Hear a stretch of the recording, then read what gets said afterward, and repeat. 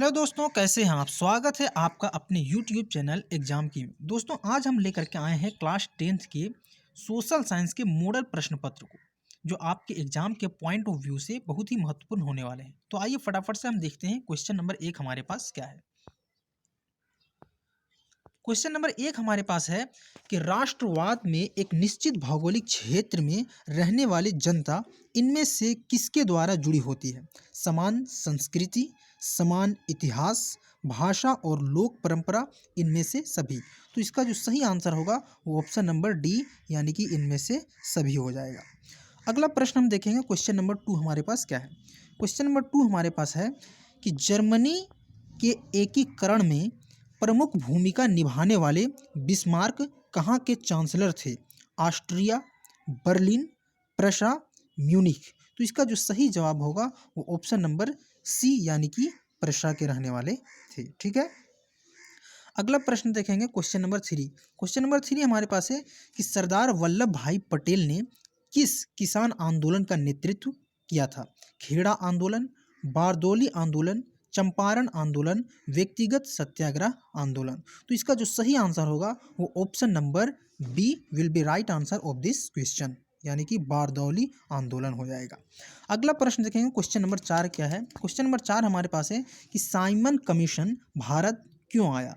Simon commission Bharat क्यों आया। भारत में संवैधानिक व्यवस्था की कार्यशैली का अध्ययन करने, नई शिक्षा नीति लागू करने, लगान से संबंधित कानून बनाने, व्यापार संबंधित कानून बनाने। तो इसका जो सही आंसर होगा वो ऑप्शन नंबर ए यानी कि भारत में संवैधानिक व्यवस्था की कार्यशैली का अध्ययन करने। ठीक है।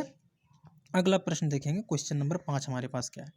क्वेश्चन नंबर 5 हमारे पास है कि प्राचीन काल में किस स्थल मार्ग से एशिया और यूरोप का व्यवहार होता था। सूती मार्ग, रेशम मार्ग, उत्तरापथ, दक्षिणापथ। तो इसका जो सही आंसर होगा वो ऑप्शन नंबर बी हो जाएगा, यानी कि रेशम मार्ग हो जाएगा। ठीक है।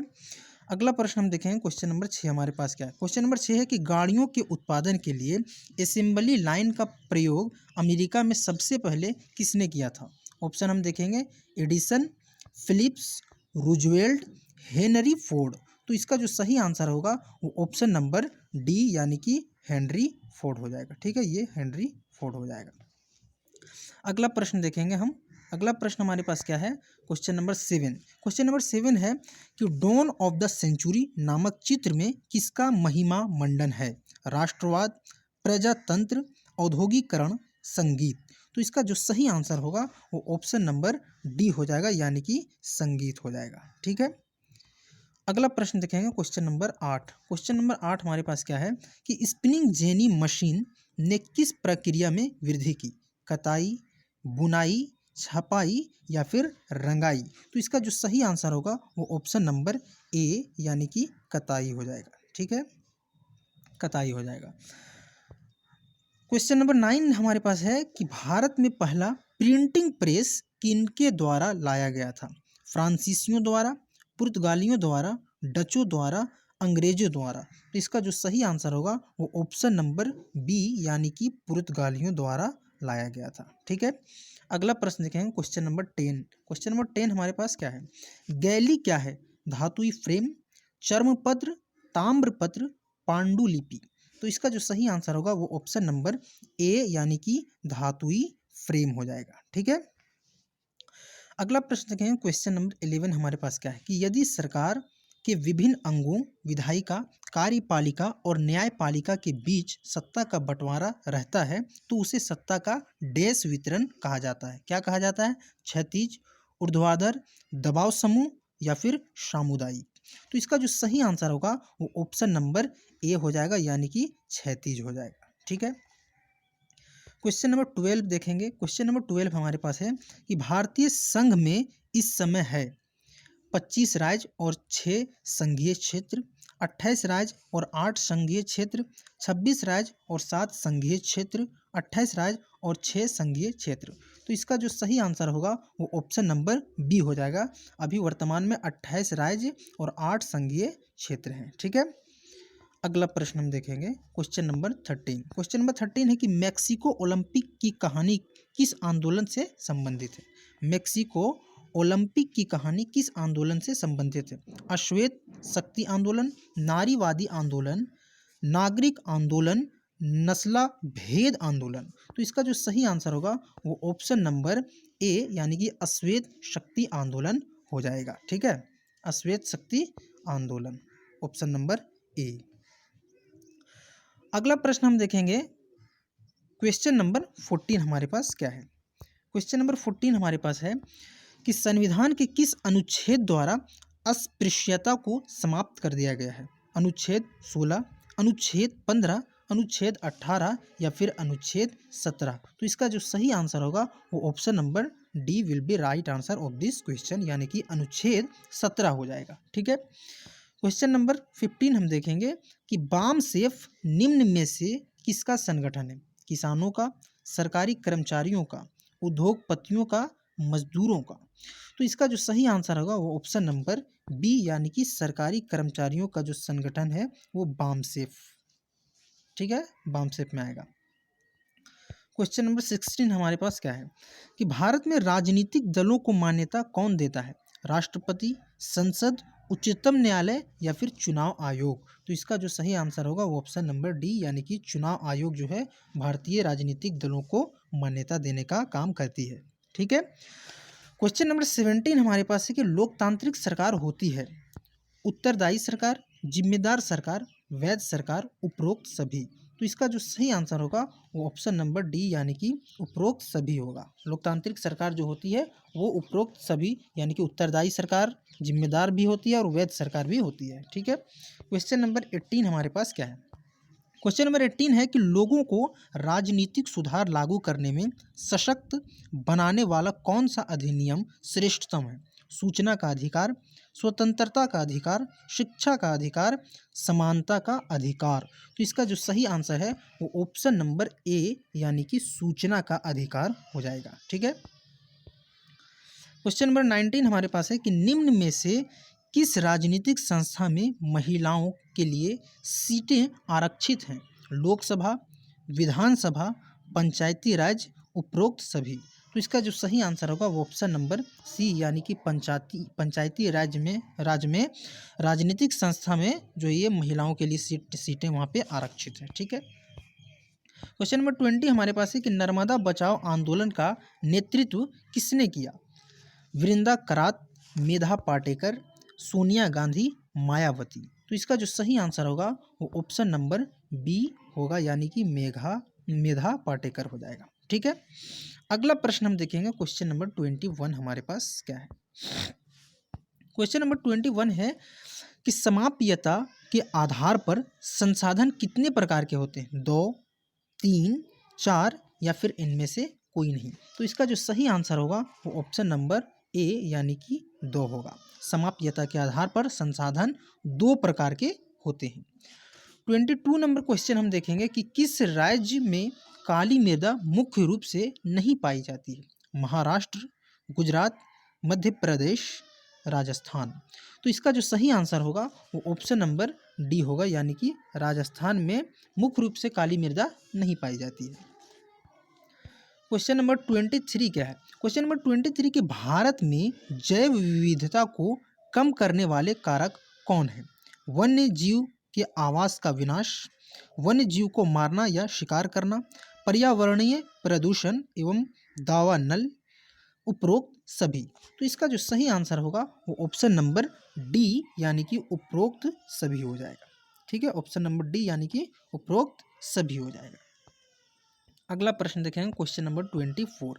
बहुउद्देशीय परियोजनाओं का कौन सा लाभ है? बाढ़ पर नियंत्रण, सिंचाई की सुविधा, जल विद्युत उत्पादन, उपरोक्त सभी। तो इसका जो सही आंसर होगा वो option number D will be right answer यानी कि उपरोक्त सभी हो जाएगा। क्वेश्चन नंबर 25 क्या है हमारे पास देखेंगे। क्वेश्चन नंबर 25 है कि चाय, कॉफ़ी, रबर, गन्ना, केला आदि किस तरह की फसलें हैं? दलहन फसलें, तिलहन फसलें, रोपण फसलें, मोटे अनाज। तो इसका जो सही आंसर होगा वो ऑप्शन नंबर क्या होना चाहिए? सी होना चाहिए यानी कि रोपण फसलें हैं। ठीक है, चाय, कॉफ़ी, रबर, गन्ना इत्यादि ये सब क्या है? रोपण फसलें हैं। क्वेश्चन नंबर 26 देखेंगे कि भारत में धान की खेती मुख्य रूप से किस फसल ऋतु में की जाती है? खरीफ, रबी, जायद, रबी और जायद। तो इसका जो सही आंसर होगा वो ऑप्शन नंबर ए होगा, क्योंकि ये खरीफ फसल के अंतर्गत आता है। ऑप्शन नंबर ए, ठीक है। अगला प्रश्न हम देखेंगे क्वेश्चन नंबर 27। क्वेश्चन नंबर 27 क्या है हमारे पास कि निम्नांकित कोयले की खानों में से कौन झारखंड राज्य में है? तलचर, बोकारो, सिंगरेनी, रानीगंज। इनमें से कौन बोलता है कि झारखंड में? तो इसमें आप सीधा सीधा जान रहे हैं, ये तो बोकारो होना चाहिए, है ना। अगला प्रश्न देखेंगे क्वेश्चन नंबर 28। क्वेश्चन नंबर 28 हमारे पास क्या है कि निम्नांकित में से कौन एक आधारभूत उद्योग है? चीनी उद्योग, लोहा इस्पात उद्योग, सूती वस्त्र उद्योग, उर्वरक उद्योग। तो इसका जो सही आंसर होगा वो ऑप्शन नंबर बी होगा, यानी कि लोहा इस्पात उद्योग। क्योंकि आधारभूत उद्योग उस उद्योग को हम बोलते हैं जिसमें क्या होता है कि जिससे किसी दूसरे चीज़ों का निर्माण किया जाता है, ठीक है। आधार मतलब किसी दूसरे वस्तु के उत्पादन का आधार होता है, वो आधारभूत उद्योग होता है। तो लोहा इस्पात उद्योग, लोहा बहुत जगह काम आता है, समझे ना। तो ये क्या है? आधारभूत उद्योग कहेंगे इसको। अगला प्रश्न होगा कि कारखानों द्वारा निष्कासित 1 लीटर अपशिष्ट से लगभग कितना गुना जल दूषित होता है? 3 गुना, 5 गुना, 8 गुना या फिर 10 गुना। तो इसका जो सही आंसर होगा वो ऑप्शन नंबर आपका सी होगा, यानी कि 8 गुना हो जाएगा, ठीक है।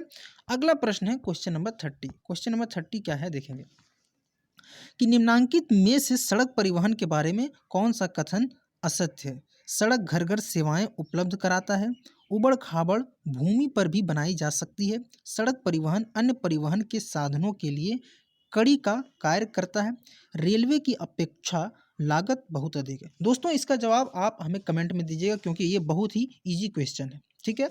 अगला प्रश्न देखेंगे क्वेश्चन नंबर 31 हमारे पास क्या है कि मानव विकास रिपोर्ट देशों की तुलना किस आधार पर करती है? स्वास्थ्य, शिक्षा, प्रति व्यक्ति आय, उपरोक्त सभी। तो इसका जो सही आंसर है वो ऑप्शन नंबर डी, यानी कि उपरोक्त सभी हो जाएगा, ठीक है। क्वेश्चन नंबर 32 देखेंगे क्या है। क्वेश्चन नंबर 32 है कि इनमें से कौन भावी पीढ़ी के कल्याण को परिभाषित करता है? आर्थिक विकास, समृद्धि, धारणीय विकास, जीवन की गुणवत्ता। तो इसका जो सही आंसर होगा वो ऑप्शन नंबर सी हो जाएगा, यानी कि धारणीय विकास। क्वेश्चन नंबर 33 देखेंगे कि सलमा एक सरकारी अस्पताल में नर्स का कार्य करती है। सलमा किस क्षेत्र की गतिविधि में संलग्न है? प्राथमिक, द्वितीयक, असंगठित या संगठित। तो इसका जो सही आंसर होगा वो ऑप्शन नंबर डी, यानी कि इस तरह का होगा, संगठित क्षेत्र में संलग्न है, ठीक है। क्वेश्चन नंबर 34 देखेंगे क्या है, सेवा क्षेत्र में इनमें से किस तरह की गतिविधियां शामिल है? कृषि, डेयरी, मछली पालन और वानिकी, चीनी, गुड़, ईंट बनाना, परिवहन, संचार और बैंकिंग, इनमें से कोई नहीं। तो इसका जो सही आंसर होगा वो ऑप्शन नंबर सी हो जाएगा, यानी कि परिवहन, संचार और बैंकिंग हो जाएगा। अगला प्रश्न देखेंगे 35 नंबर क्वेश्चन कि निम्न में से कौन वस्तु विनिमय का उदाहरण है? वस्तु विनिमय का उदाहरण है, ठीक है। एक गाय के बदले 5 बकरी का सौदा, एक गाय को 10,000 में बेचना, बैंक से गाय प्राप्त करना, गाय का दूध बेचना। वस्तु विनिमय क्या होता था कि पहले वस्तु विनिमय होता था, यानी कि एक सामान को दे करके उसके बदले में कोई दूसरा सामान लेना है। तो इसमें क्या होना चाहिए आपका? ऑप्शन नंबर ए होना चाहिए, यानी कि एक गाय के बदले 5 बकरी का सौदा। पहले इसी तरह का मतलब कैश का ट्रांजैक्शन नहीं होता था, एक वस्तु के बदले दूसरे वस्तु का आदान प्रदान किया जाता था, जिसे हम वस्तु विनिमय कहते हैं, ठीक है। अगला प्रश्न देखेंगे 36 नंबर क्वेश्चन क्या है, व्यापारिक बैंक के क्या कार्य हैं? साख निर्माण, ऋण देना, जमा स्वीकार करना, इनमें से सभी। तो इसका उत्तर होगा इनमें से सभी। व्यापारिक बैंक का इनमें से सभी काम होता है, ठीक है। क्वेश्चन नंबर 37 हमारे पास क्या है कि बहुराष्ट्रीय कंपनियों का डैश देशों में उत्पादन पर नियंत्रण होता है? केवल एक से अधिक किसी भी देश में नहीं। तो इसका जो सही आंसर होगा वो ऑप्शन नंबर सी होगा, यानी कि एक से अधिक। बहुराष्ट्रीय कंपनियों का एक से अधिक देशों में उत्पादन पर नियंत्रण होता है। क्वेश्चन नंबर 38 क्या है? क्वेश्चन नंबर 38 हमारे पास है कि फोर्ड मोटर किस देश की कंपनी है? भारत, जापान, अमेरिका या फिर चीन? तो इसका जो सही आंसर होगा वो ऑप्शन नंबर सी होगा, यानी कि अमेरिका हो जाएगा। फोर्ड मोटर अमेरिका देश की कंपनी है। क्वेश्चन नंबर 39 क्या है हमारे पास, देखेंगे कि हॉलमार्क किस प्रकार की वस्तुओं की गुणवत्ता का प्रमाणक चिन्ह है? खाद्य तेल, हेलमेट, आभूषण, कपड़ा? तो इसका जो सही आंसर होगा वो ऑप्शन नंबर सी यानी कि आभूषण हो जाएगा। ठीक है, हॉलमार्क जो है वो आभूषण वस्तुओं की गुणवत्ता का प्रमाणिक चिन्ह है। ठीक है, अगला प्रश्न देखेंगे क्वेश्चन नंबर 40 और अंतिम प्रश्न है हमारा कि राष्ट्रीय उपभोक्ता दिवस किस तिथि को मनाया जाता है? 15 अगस्त, 24 दिसंबर, 26 जनवरी, 5 जून? तो इसका जो सही आंसर होगा वो ऑप्शन नंबर बी यानी कि 24 दिसंबर को राष्ट्रीय उपभोक्ता दिवस मनाया जाता है। तो दोस्तों ये वीडियो आपको कैसा लगा? अगर ये वीडियो आपके लिए हेल्पफुल है, आपके एग्जाम के लिए हेल्पफुल है, तो आप हमारे चैनल को सब्सक्राइब करें और इसे शेयर करें, बेल आइकन को प्रेस करें, ऑल नोटिफिकेशन को ऑन कर लें। Thank you.